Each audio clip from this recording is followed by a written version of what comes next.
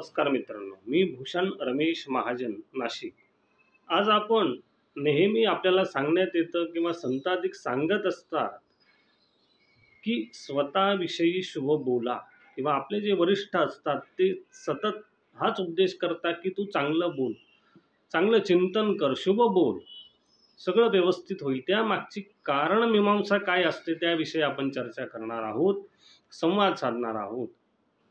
तर स्वतःविषयी शुभ बोला, शुभ चिंतन करा, शुभ विचार करा असं का म्हटलं जातं? कारण आपण जसा विचार करतो तसं आपण घडत असतो किंवा तसंच घडतो, इतकं विचाराला महत्त्व आहे। आपले नातेसंबंधिक संबंध जरी असतील तरी अंती आपला सखा, आपला सोबती कोण असतो तर आपला विचार असतो। विचार माणसाला कधीच एकटं सोडत नाही। मग ते विचार करत असताना आपण शुभच केले पाहिजे, किमान आपल्या बाबतीत तरी। दुसऱ्या बाबतीत वैरचिंतन केलं की त्याचा परिणाम आपल्यावर होतो, पण स्वतःविषयी चिंतन करताना शुभच करावं। का करावं, का सांगितले, त्या बाबतीत आपण आज संवाद साधणार आहोत। तर आपुले शब्द आपणाचे मुखी, दृढ विश्वास ठेव त्याच्यावर। आपले शब्द जे आपल्या मुखातून आपल्याबद्दल बाहेर पडत असतात, ते विचार, ते शब्द, त्यावर विश्वास आपण आधी ठेवला पाहिजे। की आपण ठरवलं ही गोष्ट मी करणारच, असं आपण जेव्हा तोंडातून बोलतो आपल्याविषयी, तर त्या शब्दावर आधी आपण विश्वास ठेवला पाहिजे।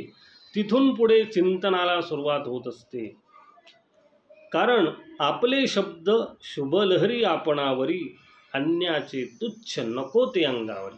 आपले शब्द असतात ते आपले शब्द आपल्यावर शुभ लहरी सोडत असतात। कारण शब्दांची एक लहर असते, त्याचं चिंतन केल्यानंतर ते आपल्या अंतरात येतात आणि आपण तसं घडत जातो। म्हणून स्वतःविषयी शुभ बोलल्यानंतर आपल्या स्वतःचं संरक्षण साधलं जातं आणि काहीतरी व्यवस्थित करायचा प्रयत्न आपण करतो। आणि दुसऱ्याचे तुच्छ नको ते अंगावरी, दुसरा आपल्याविषयी काय बोलतोय ते विचार आपण लक्षण द्यायचं, कारण ते तुच्छ विचार आपल्या अंगावर आपण घ्यायचे नाहीत।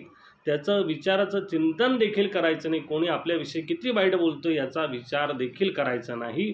आपण आपल्या स्वतःविषयी शुभच चिंतन करायचं असतं। ते का करायचं, तर स्वतःप्रती शुभ शब्द, शुभ चिंतनी, तेथून शुभवेळ येते आपणासाठी।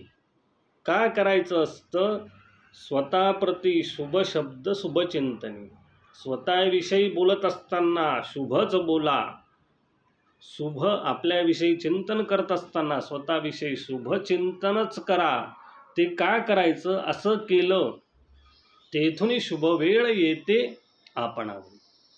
शुभ चिंतन केलं, शुभ आपल्याविषयी बोललो, तर एक वेळ अशी येते की आपल्यावर ती शुभ वेळ आपल्या आयुष्यामध्ये येत असते।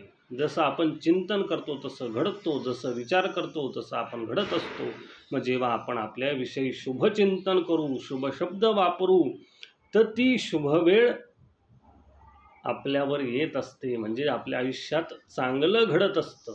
विपरीत परिस्थितीत जरी असलो तरी आपल्याविषयी शुभच चिंतन केलं तर ती शुभ वेळ आपल्यावर नक्की येत असते। म्हणून शुभ बोला, स्वतःविषयी शुभचिंतन करा, विचार चांगले करा। विचारच माणसाचं आयुष्य घडत असतात आणि विचार हाच आपला सखा आहे, हाच आपला सोबती आहे, हाच आपला मित्र आहे, हाच आपला बंधू आहे। कारण विचार सातत्याने आपल्या सोबत असतात।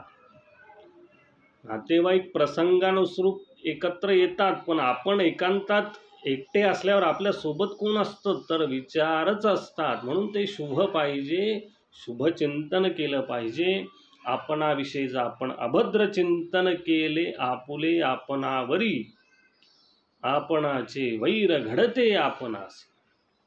आपण जर आपल्याविषयी, स्वतःविषयी जर अभद्र चिंतन केलं तर अभद्र चिंतन आपुले आपणावरी, आपणच आपल्याविषयी अभद्र चिंतन केलं तर आपणाचे वैर घडे आपणासी, आपण स्वतःचेच वैरी होऊन जातो। आपलेच आपण वैरी केव्हा होतो, जेव्हा आपण आपल्याच विषयी अभद्र बोलतो तेव्हा आपणच आपला शत्रू होत असतो. एवढं लक्षात घेतलं पाहिजे. म्हणून शुभवाक्य, शुभचिंतन स्वतःविषयी केलं पाहिजे. शुभवाक्य आपल्या मुखात आपल्याविषयी आलंच पाहिजे, कारण शुभचिंतनाने आपण घडत असतो. म्हणून शुभ बोला, शुभचिंतन करा, शुभ विचार करा. ते का करायचे त्याविषयीचा संवाद आपण साधला. धन्यवाद.